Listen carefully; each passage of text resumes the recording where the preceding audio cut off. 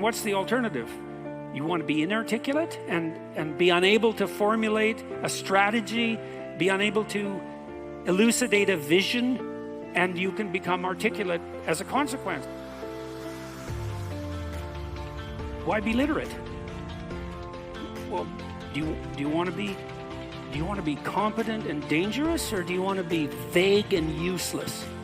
Because those are your options, and I don't care what your job is. It doesn't matter what you end up doing.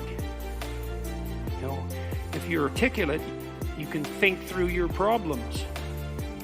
So it's a great thing to be articulate, but you can learn to do that.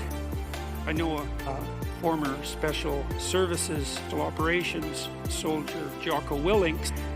He knows perfectly well and is very capable of articulating the fact that his success is in no small part dependent on his ability to communicate.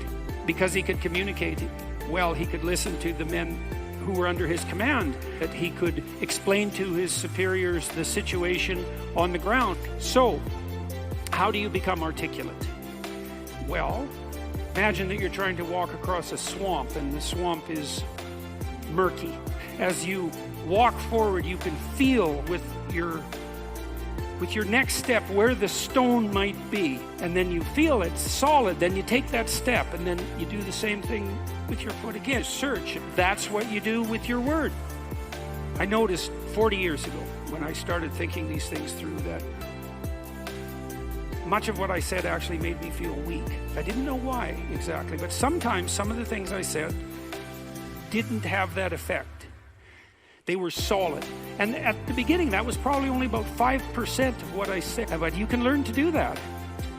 And you can take the time necessary to craft your words carefully. And you can practice merely saying what you believe to be true. If you're guided by the spirit of honest inquiry and every word you say is reflective of what you believe to be the truth, then the pathway that you walk on is a golden pathway to success.